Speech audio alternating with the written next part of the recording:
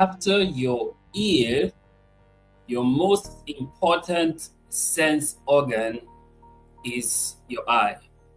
Yes.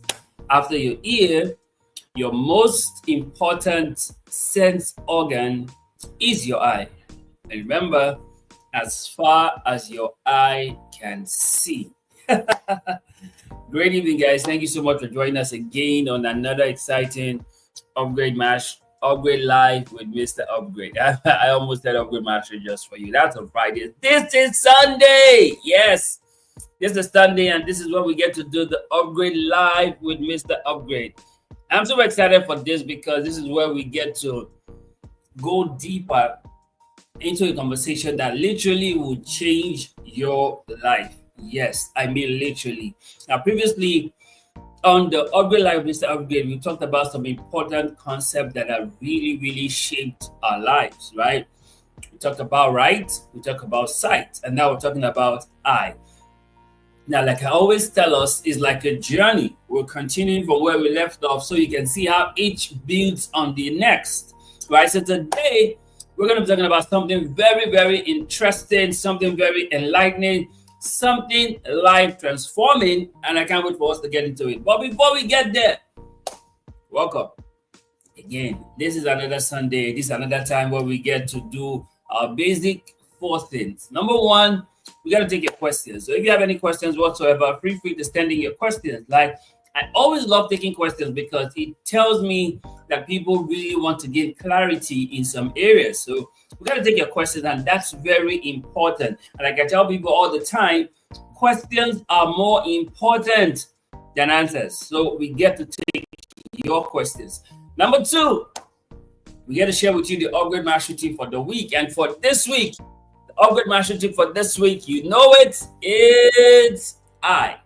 Yes, we'll talk about I and how this is very important and critical for us at this time, right? Number 3, we get to connect, network, and bond. Sincerely, because in the world that we live in today, connecting, networking, and bonding is very critical, right? And number 4, we get to have fun. Yes, we get to have fun because I strongly believe that if learning is not fun, there is no learning at all. So we get to have fun while we do what we do and why we get to learn on the Upgrade Live with Mr. Upgrade. Okay, so are you ready? Are you ready? Are you excited? I am. I don't know about you. I'm ready to go. So let's get the show on the road. Yes. Okay, so while we wait for you to send in your questions, we always begin with our basic 5 questions. Yes, those basic 5 questions help us to lay the foundation and set the tone for the conversation. So let's begin.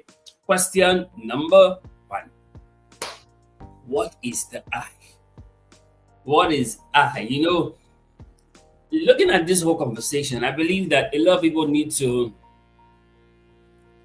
suspend what they already know aside so that they can be able to take on new learning. Because one of the things I realized in our world today is that the illiterate of today would not be the person who cannot read or write. You know, they always say before that illiterate is somebody who cannot read and write.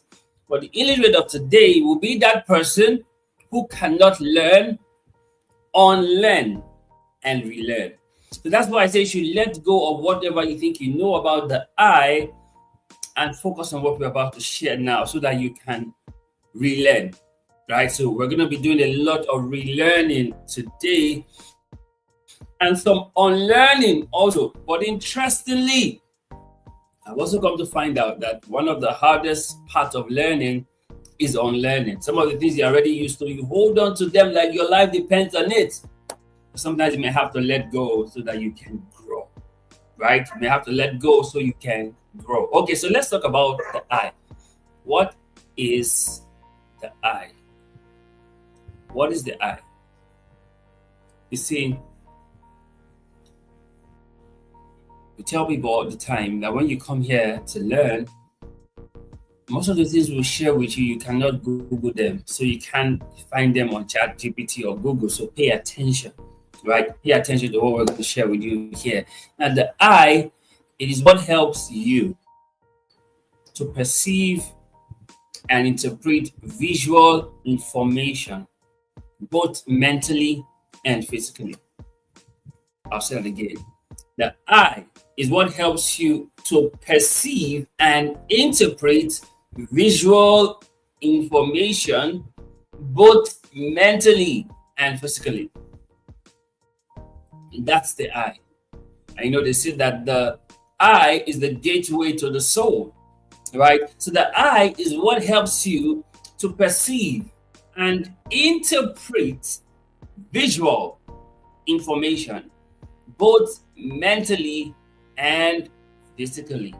That, my friend, is the eye. Now, question number two: who's responsible for the eye?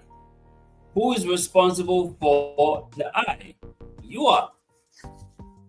You are responsible for your eye. You're responsible for the visual information you take in. You're responsible for the visual information you consume. You are responsible for your eye. Question number three: why the eye? Why eye? Why do we have to talk about eye? And there are three key things about eye that I want you to pay attention to, and I want you to always remember.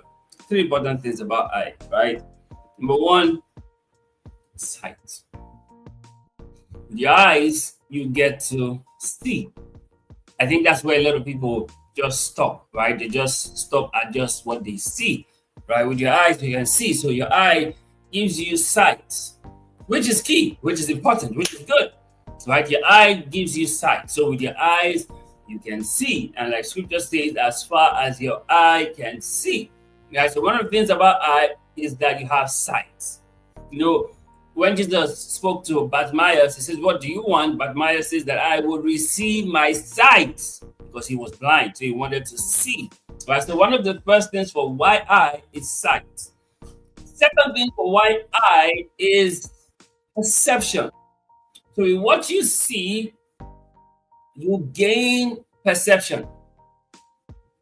Right? In what you see, you gain perception. So you see, they say that for kids, they learn by observation, right? By virtue of what they see, they are gaining perception. They are gaining a certain level of learning and understanding. They are forming an idea by what they see. That is perception. And that comes by sight. Perception. And this is really interesting because you see, a lot of people have faulty perception based on what they've been seeing. So they've concluded, they've generalized, and they've assumed based on the perception from what they see. So you see, another thing for why eye is perception. You gain perception with your eye just by the fact that you see. The third thing about eye, which many people really should focus on, is imagination. So with your eye, you can imagine. And sometimes I jokingly tell people, what is the greatest nation to ever live in? And the nation is imagination. Yes, imagination. So with your eyes, you can imagine. You can imagine. You can see the future even from the present. You can imagine. Right? One of the things that the eye does for you is imagination. So three things why eye. Number one, sight. Number two, perception. And number three, imagination. Question number four. What are the benefits of your eye? What are the benefits of eye? What are the benefits? What do you stand to gain that you have eye? What are the benefits? I'll tell you three benefits. Number one, you see. Yes, you see. Right? So you can see. Benefit of the eye, you can see. Very important, you can see. It's important to have your eye. Like I said, after your ear, the next most important sense organ is your eye. So you get to see. Second benefit of the eye is that you get to interpret. So with what you see, you can interpret. Right? You can interpret what it means. You can interpret colors. You can interpret beauty. You can interpret with your eye. No wonder they say a picture can say 1,000 words. Why you can interpret with your eye. Oh, what does this actually mean? Okay, what this can mean? You can interpret with your eye. The third benefit of your eye is that you can visualize. You can visualize. You can imagine. You can visualize. You can go beyond where you currently are into your future. You can visualize. Oh, you can have an idea. You can visualize how it will play out with your eye. So that's a very important thing. With your eye, you can visualize. You can visualize. So three important things about the eye. Three benefits of the eye is one, you see. Two, you interpret. And three, you visualize. When is the best time to use your eye? Guys, now is the best time. Now, not yesterday, not tomorrow, but now. Use your eyes now. Use your eyes to visualize. Use your eyes to see. Use your eyes to imagine. Now is the best time to use your eye. Right? Now, this conversation is quite interesting because there's so many things you probably never paid attention to when it comes to your eye. And I'm going to tell you and show you how this relates to you. Now, how you must not longer take your eye for granted, because there's so much tied around the eye. Right? So let's get into the word eye. Let's get into the word eye. E-Y-E, eye. Right? E-Y-E. Let's get into the word eye. E-Y-E. Eye. Now, it's a three-letter word, but it's a very important word because it literally can change a lot of things for you. And it's the word that can be spelled backward and forward, right? E-Y-E, E-Y-E, right? Okay. The first E in eye is exposure. You know, one of the things that the eye does for you is that it gives you exposure. See, let me tell you this, guys. You don't know what you've not seen. Let that sink in. That's a bit deep. You don't know what you've not seen. Yes, you don't know what you've not seen. Why? Because it exposes you. It gives you exposure. You know, in Genesis chapter 3, while they were in the garden, I can bet you that Eve never really paid attention to the fruit, to the tree that has the fruit of the knowledge of good and evil, until the serpent came. And then the serpent had conversations with her, and then she saw that the fruit was pleasant to the eye, it was good for food, and was okay to make one wise. That's what scripture says. Now, that was the exposure that came because of what she saw. See this, guys. There's always an exposure that comes with what you see. People get hooked on pornography because they were exposed to pornography.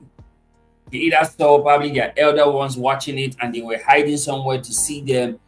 They got exposed to what pornography was. And while their elder ones left, they went to do their own searching to get access to pornography. Remember, if you grew up back in the day, in the 90s, where there was still VHS, video cassettes and all of those things. But now in the world of social media, everybody has their phone and they can just go on some site and search and all of that. But then it was much more difficult. But then it still doesn't change the fact that the eye gives you exposure. So people get hooked on drugs and all of those negative vices simply by their exposure to it, by them seeing it. Exposure. Yeah, exposure. See, I told you just now that you don't know what you've not seen. In fact, to you, that thing may not even exist because you've not seen it. But the moment you see it, you get exposed to it. There's exposure. So the first thing about the eye, the first E, is exposure. Just like Eve, she got now exposed to the tree at the middle of the garden that had the fruit of the knowledge of good and evil. Exposure. Exposure. The Y in I is you, because what you're exposed to has effects on you positively or negatively. Yes, you can be exposed to the right things and it has effects on you positively, and you can be exposed to the wrong thing and it has effect on you negatively. So a lot of people have been exposed to abuse and trauma and it had effect on them. They have nightmares, they can't relate with people, they are struggling emotionally because of that exposure. So you see, whatever you are exposed to affects you. So your eye gives the exposure that you are affected by. So you see kids that grow up watching their parents fight, they have a certain exposure to abuse, violence, and it's happening in their home. So they're exposed to that. So they think that that's how things should be because that's their exposure. It affects you. The Y in I is you. So whatever you are exposed to affects you. And how do you get exposed to it? By what you see. By what you see. See, guys, the army of Israel were exposed to Goliath. So they saw him. He would come out and speak. So they saw him. And they were afraid. They couldn't dare. For 40 days, Goliath would taunt them. But then just seeing how big he was, they saw him too big to hit.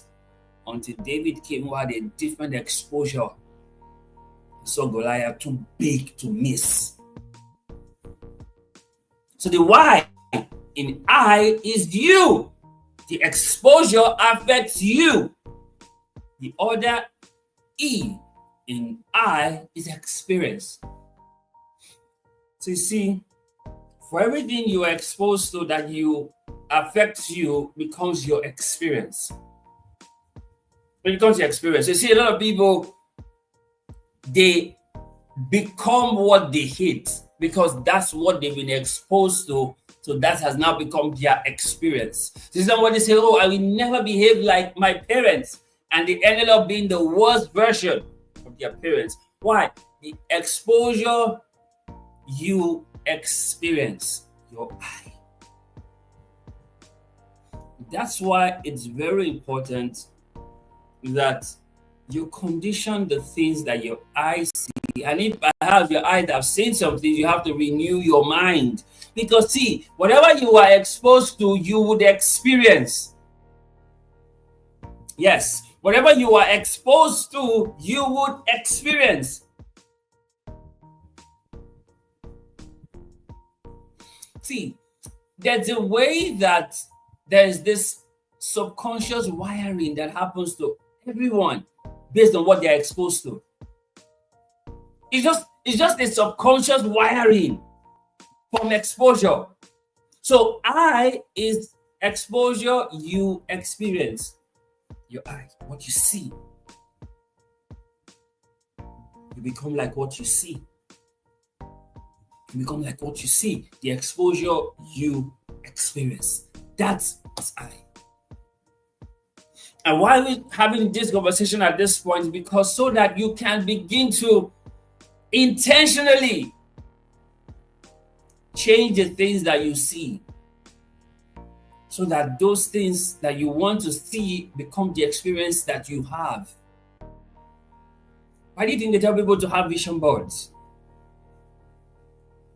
Why do you think they do that? Why? Because the more you focus on it, the more that becomes your experience.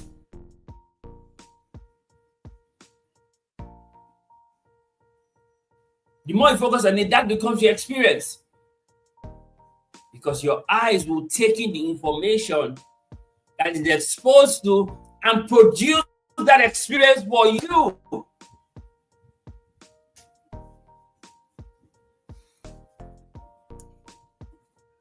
Scripture tells us that Proverbs 13:20 that he that walks with the wise becomes wise. Exposure you experience. You walk with the eyes with your eyes. He that walk with the wise becomes wise, but the companion of fools will be destroyed. You will become like what you expose yourself to, and it starts with your eye. Do you see? What's your exposure? Because it's your exposure you experience. It's your exposure you experience. You may want to argue with it, but it is what it is. It is your exposure that you experience, nothing else. Your exposure you experience. Are you getting this? Does this make sense to you? It is your exposure that you experience. That's I. That's I, my friends. That's I. And you see, I told us earlier that your eye is the gateway for your soul. You know, Jesus said, it is not what gets into a person that defiles a person, it's what comes out of a person.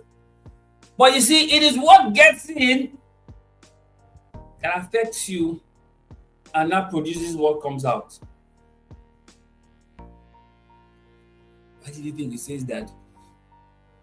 If anyone looks at a woman lustfully, he has committed adultery. Looking at.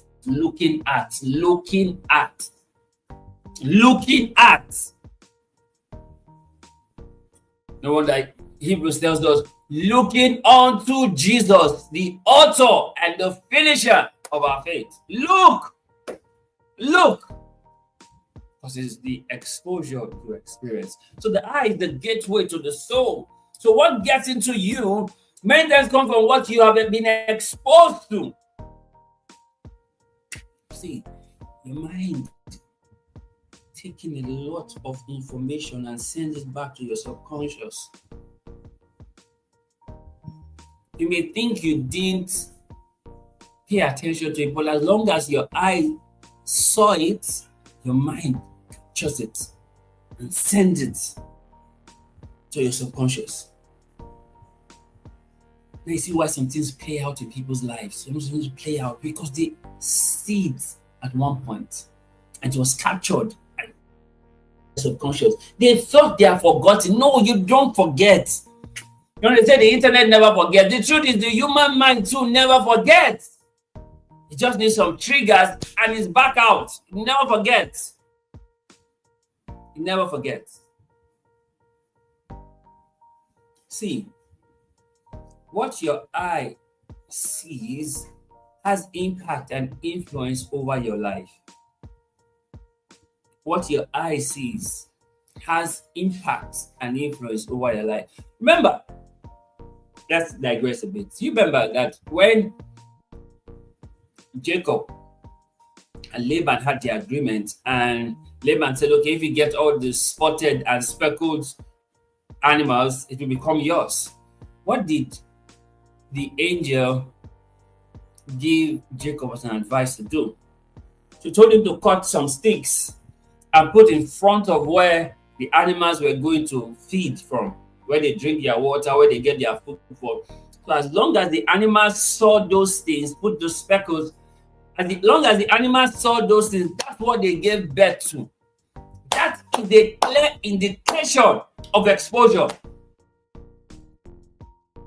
As long as they saw it, that's what they gave birth to. Go to scriptures there. So if that could happen for animals, how much more humans? Like how much more humans? The animals didn't even know what was happening. They were just doing their normal daily thing. Eat, drink water. But in front of where they ate and drank from, there were speckles that Jacob had placed there. So as long as they saw it, was what they produced. See, let no one deceive you that exposure doesn't matter, because it does. It does. Especially if you are exposed to the right thing. There's a way it transforms your life. And you've been here. You've been here, guys. You've been here. is an exposure to the right thing. Just feasting on what we share. You being here is an exposure to the right thing, and you can feel it, right? You can feel it. It's an exposure to the right thing. Your just presence here. Your presence here is the exposure to the right truth. The exposure to light. It's exposure. And it's producing results. It's producing results in your life. See, what your eyes see has impact and influence over your life. I just gave you that example with the animals and Jacob and Laban. You see, if that happened for animals, imagine what happens to humans. See, one of the things that you need to understand is that one of the tools for conditioning is what you see. It's what you see. And you see, the LGBT movement today did a very good use of that conditioning by what you see. So they started to put all those their gay characters in movies, in cartoons, in songs, in documentaries. People began to see them. People began to feel like, oh, it's not really that bad. It's okay. It's their choice. They have a right to their choice. Why? They've been able to use what you would see to impact and influence you. Because you see, many times people don't control what they see. As long as it gets into your soul, it will have an effect on you. It will have an effect on you. So what your eyes see has impact and influence over your life.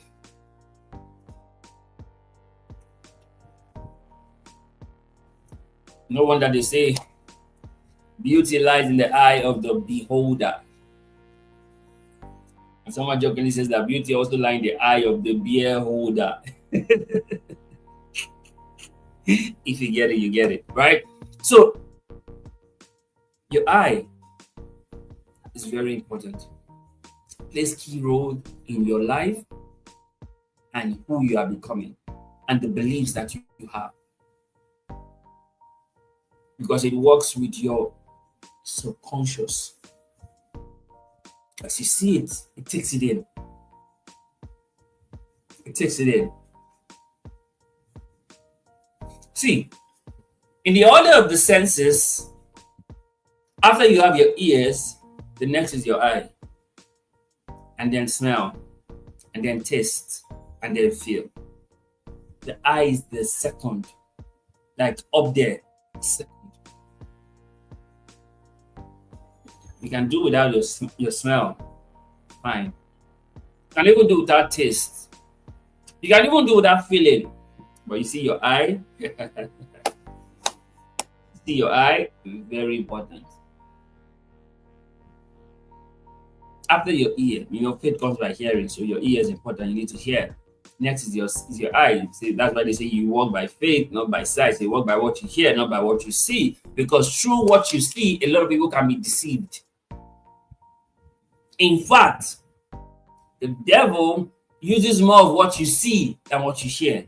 So he took Jesus to the high mountain and showed him all the glories of the kingdom of the world and told him to bow. So I'll give it to you. What you see.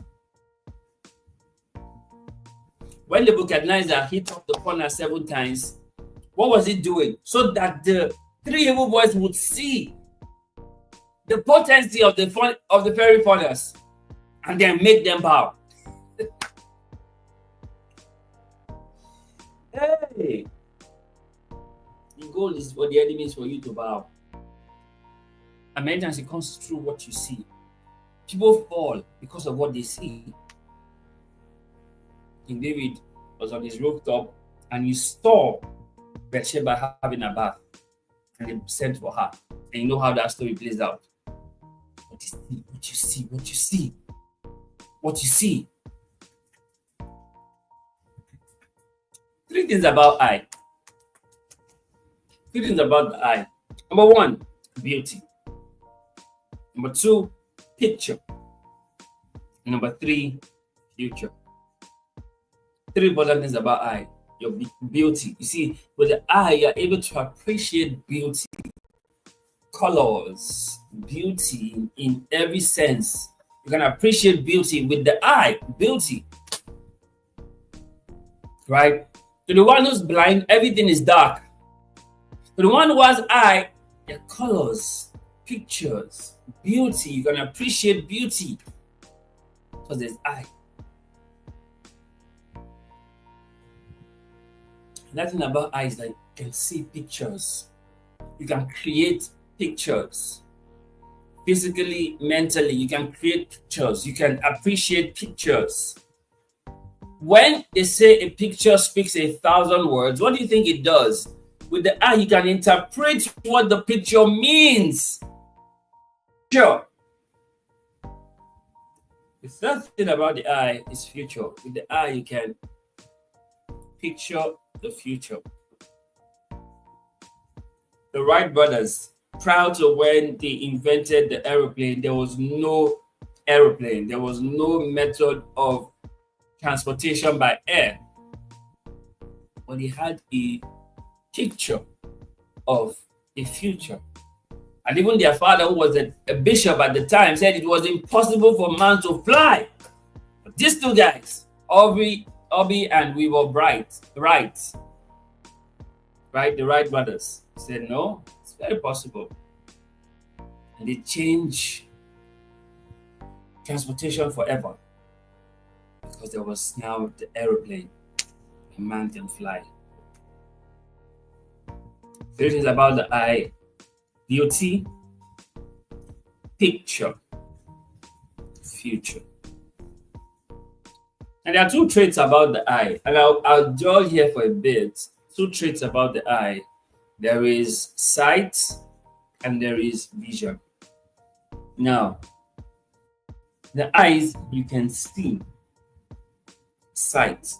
With the eyes, you can have vision of what you like to see, and they bring it to pass.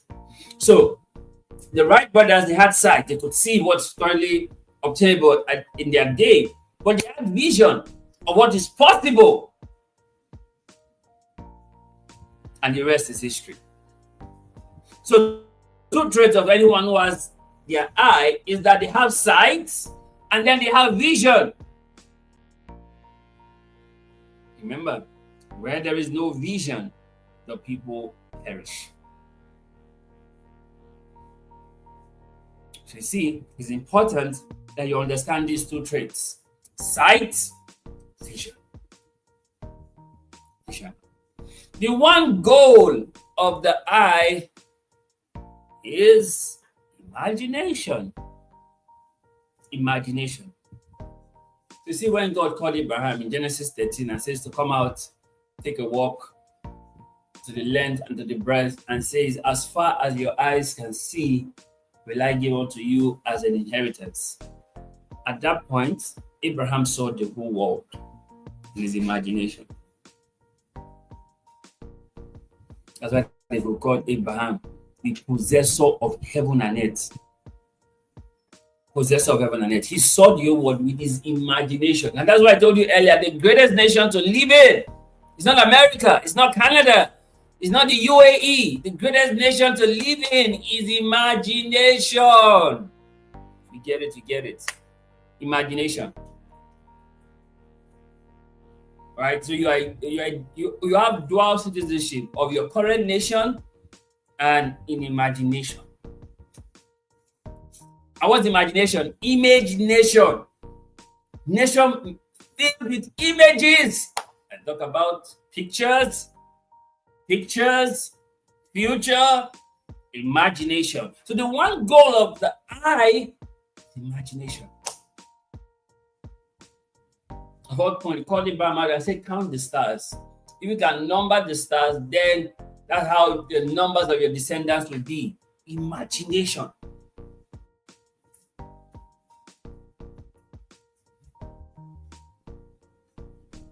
See, with your eye, you have your physical eye, which is this, and you have your mental eye, which is your mind's eye.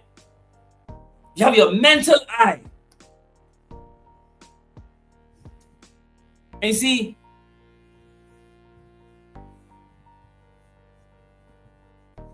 there are so many honorable mention of the eye. But it's not just honorable mention, it is key for us to take note of this mention of the eye. So we won't just say they are honorable mention, they are very key mention of the eye that I want to share with you. In Deuteronomy 34, verse 7, Scripture tells us that 120 years, Moses' eyes were not dim, nor his physical strength abated. At 120. When you see some people today at 9, their eyes are already bad, they're using glasses and all of that. At 120, 120 years old, Moses' eye was not dim. If the eye was not important, why did God mention that about Moses in scripture? That his eye was not dim. Because you see, God took Moses to the high mountain and showed him the promised land and told him he was going to see it, but not enter into it. But Moses saw it. At Transfiguration, who were the two guys that came to Jesus? You get it? Moses and Elijah. Moses and Elijah. Remember when Moses died, it was the angels that came to carry his body. Elijah did not even die. He just went up into heaven. He didn't die. At Transfiguration, those two guys were the guys who showed up to Jesus. Moses, Elijah. So you see, it was important to note that Moses' eyes were not dim. He's not getting dim. His eyes was not getting dim. So he's not an old man, so he cannot see. You know, that's what happened to Isaac when Isaac told his sons to go and prepare venison. His eyes were dim, so he could not see. So he said, okay, go prepare venison such as I love. He told Esau. And then his wife and Jacob had other plans. Why? Because it was said there specifically that Isaac's eyes were becoming dim, so he would not be able to see who he was. The one that he said, you sound like Jacob, but your skin is like Esau. Because he couldn't see. His eyes were dim. In Judges chapter 16, when they eventually caught Samson, after he had revealed the secret of his strength to Delilah, and then they've cut off his hair, what was the first thing they did to him? They gouged out his eyes.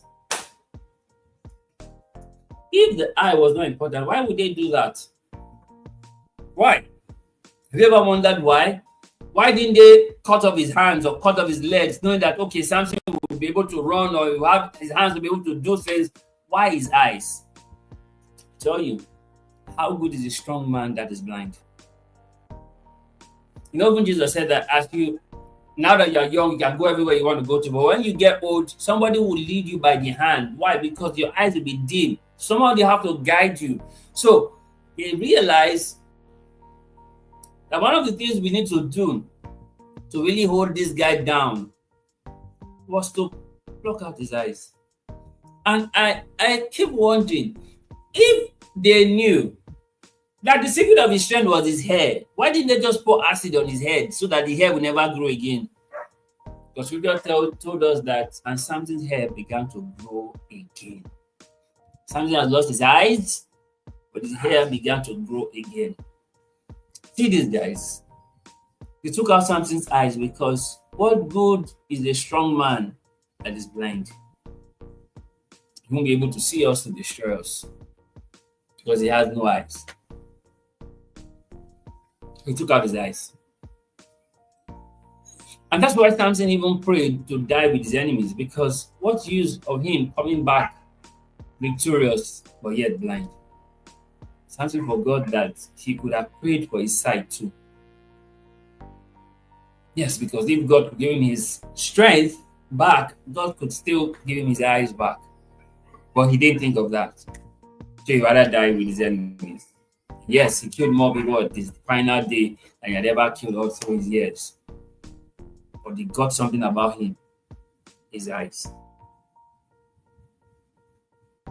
Bartimaeus in Mark 10, 46 to 52, he heard, remember, important sense your ears. He heard that Jesus was passing and he screamed, Jesus, thou son of David, have mercy on me. And Jesus stopped because he will never deny the covenant he had with David to show him mercy. So he stopped and he asked them to call Bartimaeus. And Bartimaeus came and said, what do you want? Bartimaeus said that I want to see. I want to see. I want to see. Your sight is critical. I want to see. I don't want to remain blind. I want to see. Because you see, when you can't see, it limits what you can do. When you can't see, it limits what you can do. So he says, I want to see. I want to see. And Jesus restored his sight. He met another blind man who he made spittle and put in his eyes and told him to go wash. And he went to wash and he came back and said, oh, I see men like trees. Told him to go wash again. He went and washed again and then he could see clearly. The one who was born blind without eyes was born blind. Jesus restored his eyes. There's a limit to which you can do when you don't have your eye. It's a limit. It limits you when you don't have your eyes. In Psalm 17, verse 8, the scripture says, keep me as the apple of the eye. The apple of the eye. Hide me under the shadow of your wings. Keep me as the apple of the eye. You know, the eye, you see that black dot is the apple, so you can't touch it. No. See, that's how God should keep you as the apple of his eye. And Zechariah 2:8, scripture tells us that for he that toucheth you toucheth the apple of his eye. So you are the apple of his eye. He that touch you touch the apple of his eye. You are the apple of his eye. You are the apple of his eye. Do you get that? That's how important you are. You are the apple of his eye. You. You know, there are three things that you do with your eye that you don't even pay attention to, that you do with your eye. Number one, you observe. With your eye, you can observe people, you can observe things, you can observe situations, you observe with your eye. Number two is that you notice. With your eye, you get to notice. Oh, seen this, seen that, seen there. You notice with your eye. And the third thing that you get to do with your eye is that you get to frame things.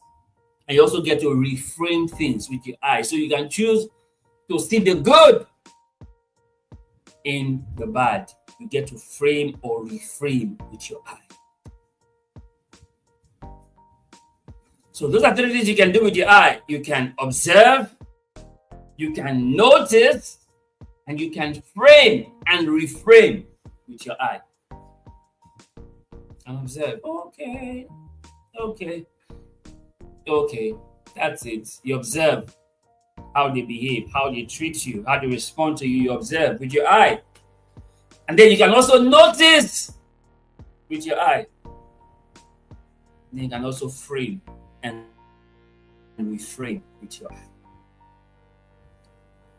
You see, most of your mental pictures are stored in your mind because of what you see. I've been saying this all through this conversation.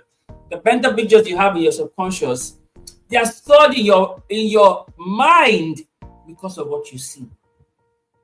How do people get exposed to pornography? They saw it. It stored a mental picture in them. They went back to continue. Most of the mental pictures you have in your mind are the result of what you see. What you see. Why do you think back in the day, in the 90s? Sorry, I always like using 90s. I think that was the generation that really was still stable. No shades to Gen Z, Gen Alpha, and even Gen Beta. It's okay. But I think that the millennials were a bit more stable in everything. They were a bit more stable compared to generations after, right? You will see back in the day, in some movies, when they're about to have the romantic scenes, it fades out.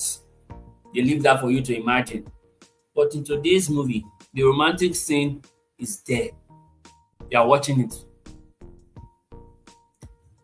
No more censorship of movies. Yes, they put PG this, but everybody have access to it. So it's no longer censored. Back in the day, it used to be night film. I beg your pardon, and I feel so old right now saying this. It used to be night film, late night movie. You stay up till like 10 p.m. late night movie. But now you can watch movies anytime. But all those things you see have a way it stores mental pictures in your mind. Mental pictures in your mind from what you see.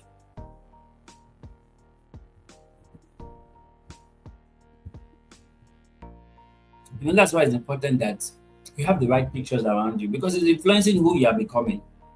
Yes, your wallpaper, your screensaver, your DP, the people you follow, the things you post, those things, they have impact in you. They have influence in your life. They have influence in your life.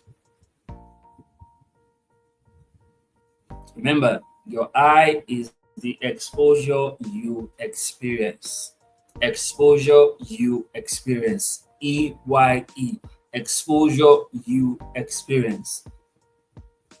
You expose yourself to it, it becomes your experience, whether good or bad. This is making sense. You expose yourself to it, it becomes your experience, whether good or bad. It's the exposure you experience. You've heard this saying that everything is created twice, right? You've heard it. That everything is created twice. First in your physical eyes, and then your mental eyes, right? Mentally and physically. Everything is created twice. First it's created mentally, and then you see it physically. Like I told you about the Wright brothers, Obi and Wilbur Wright, right? They mentally pictured man could fly before they invented the aeroplane. They mentally pictured it, right?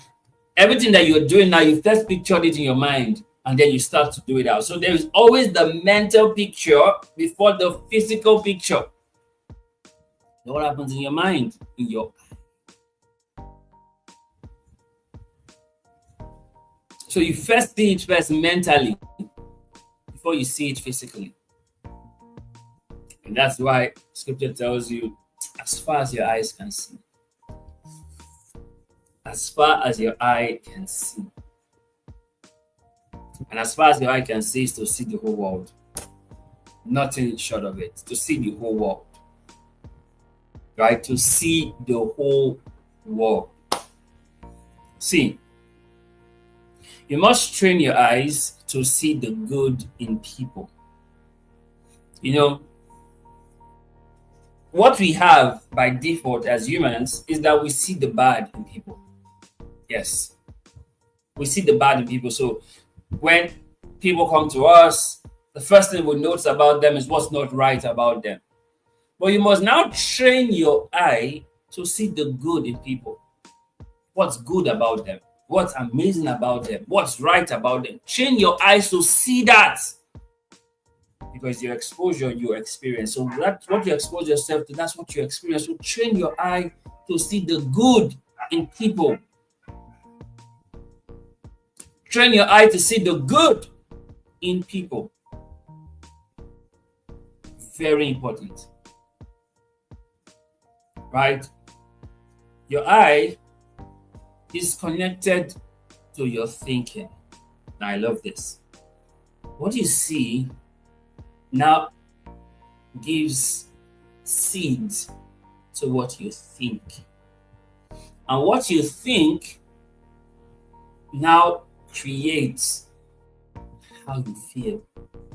And how you feel now engineer what you do. So what you see affects your thinking.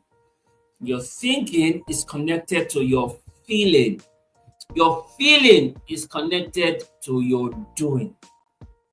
You see, when you have some kind of thoughts, they feel a certain way. And when they feel a certain way, they act in a certain way. It starts from what you see. And I call that the TFD of your eye. Thinking, feeling, doing. All starts with what you see with your eye. Thinking, feeling, doing. Starts with what you see. So you see some certain things and you start to think about it. It affects how you're feeling, your mood, and affects what you now do moving forward. It starts from what you see. It starts from what you see. You know, when scripture says, guard your heart with all diligence, it's very important because what you see comes back to your heart.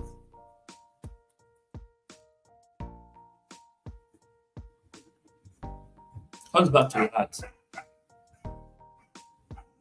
Like I told you when we started, if you don't see it, you cannot experience it. It's as good that it doesn't yet exist to you because you've not seen it. But the moment you see it, you will experience it because you have seen it.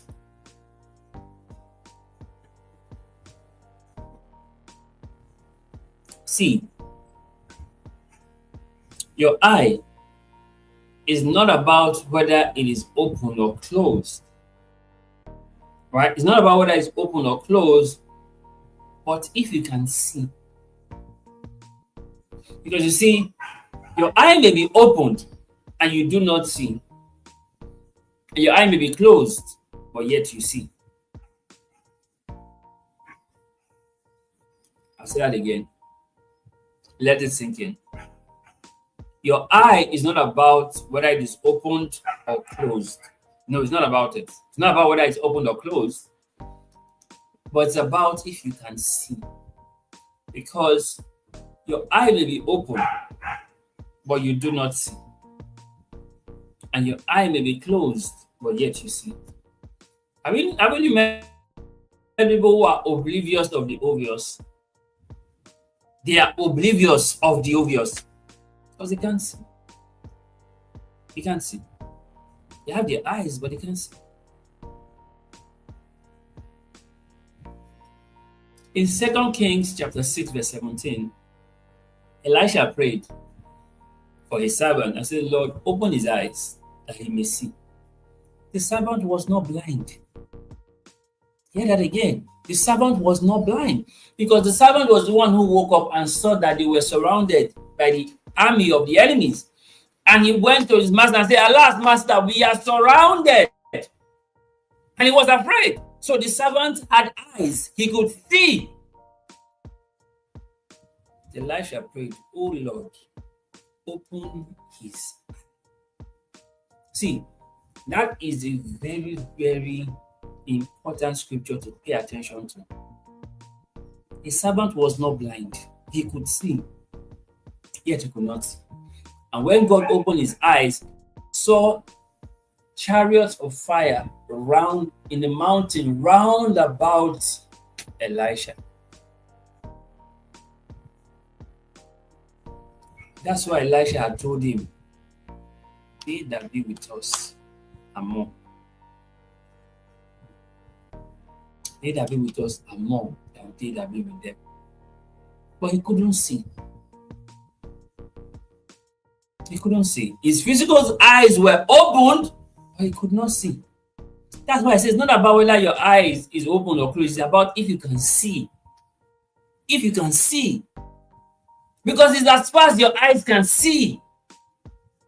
What good is your eye if it cannot see? What good is your eye if you cannot see? 2 Kings 6, from verse 17. This servant had his eyes, but he could not see. He could not see. No wonder Helen Keller could say that the greatest disability is to have sight with no vision.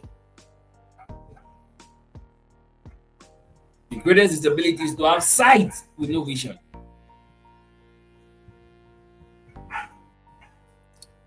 Scripture reminds us that the eye is the lamp to the body. The eye is the lamp to the body. And if your eye is clear, your whole body will be full of light. In Matthew chapter 6. If your eye is clear, your whole body will be full of light.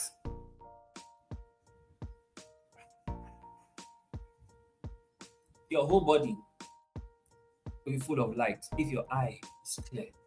Because the eye is the lamp of the body.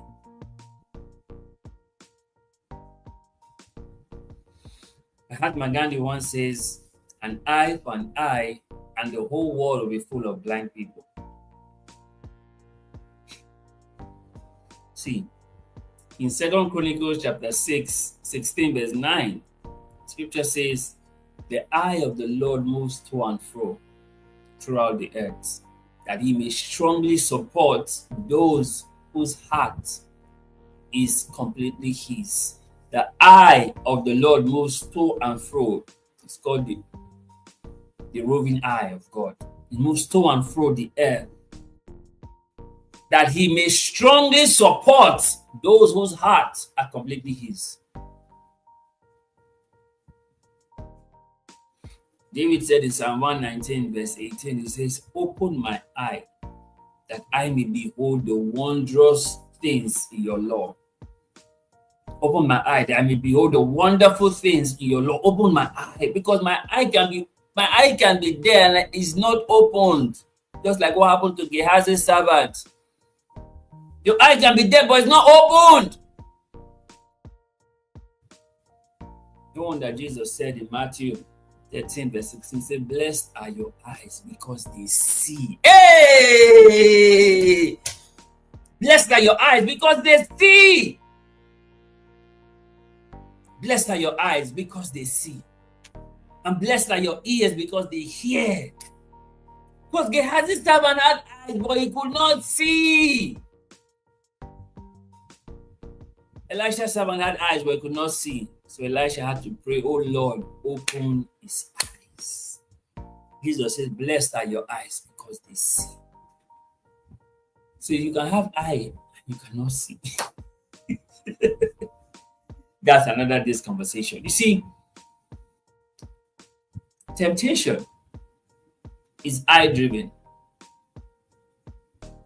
When the tempter came to Jesus in Luke 4, he said, if thou be the Son of God, turn this stone you are saying, turn it to bread. And took him up a cliff and says, jump. He will give his angels charge over you, lest you dash your feet against the stone. And then he took him to the last one and took him to the pinnacle of the temple and showed him all the glories of the world. That perhaps is imagination. He played with Jesus' mind. He said, this is all I will give you. Did he have the right to them? Yes, because Adam gave that to him when he fell. So he had the right to him. That's why Jesus took it back from him when he resurrected.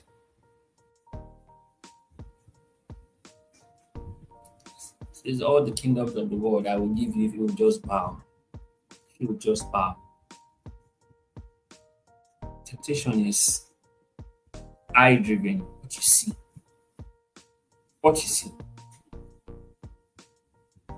David saw Bathsheba having her bath. What he saw. If he didn't see Bathsheba having her bath, he probably would never have known who Bathsheba was. Even though Bathsheba was Ahithophel's granddaughter. But he never would have known her. But when he saw her bathing. He was on the rooftop. He saw her bathing. He sent for her. And you know how that played out. He hid Uriah, the husband, and married Bathsheba. Temptation is driven by what you see with your eye. Potiphar's wife, she saw Joseph. She saw Joseph. She saw how Joseph walked. She saw how Joseph was bringing increase to the house. She saw Joseph. And she said, lie with me. She saw him. Temptation is eye driven. It's eye driven. What you see will tempt you.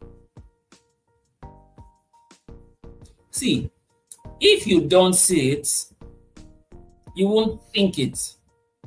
And if you don't think it, you will not be tempted by it. So it starts with what you see. Start with what you see. Man, that girl, she's hot. She's so hot.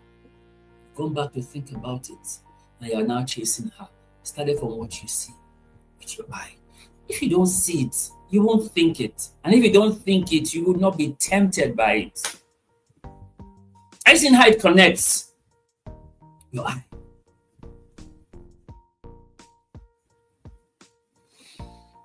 In 1 John chapter 2, verse 16, it says, for all that's in the world, the lust of the flesh, the lust of the eyes, and the pride of life. Anyone who has this, the love of the Father is not in him. Lust of the eyes. Take note of it. The lust of your eye. You are envious, jealous by what you see another person doing than what you are not doing. What you see, the lust of the eyes. That's why Scripture says, they that compare themselves with themselves are not wise. The lust of the eyes, that person, oh, look at what that person is doing. Oh, hey, why didn't know you? You begin to envy, you begin to be jealous, you begin to be hateful of the person because you are seeing what the person is doing. Lust of the eyes. Lust of the eyes. You want to convert what other people have. Lust of the eyes. God when. See, God when is a subtle form of covetousness. Because Scripture tells us that He makes everything beautiful in His time. Why are you asking God when? When there's a time for everything. Because your covetousness, because of what you see another have, you're coveting it. And I always say, you cannot get by covetousness what others got by consecration. You can't. It doesn't work that way. You can't. You just can't. You try, but it ain't gonna work.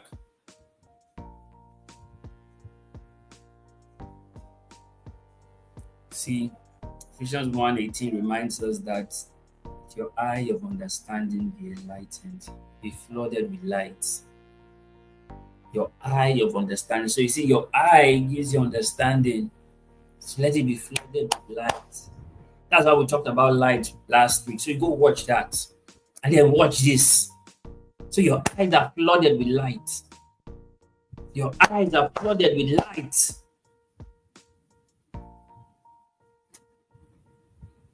And in Psalm 121, David says, I will lift up my eye to the hills. From where comes my help? My help comes to the Lord, the maker of heaven and earth. Where do you look to for help? Some trust in chariots, some trust in horses, but we remember the name of our God. Where do you look to for help? Where does your eye look to for help? You look out for that brother or that sister or that uncle or that auntie or that connect. Where do you look to for help? Your eye should look up to the hills. Your eye should look up to God. Because no one has ever looked up to God for help that God denied help. Comes back to your eyes. Guys, this is it. This is it.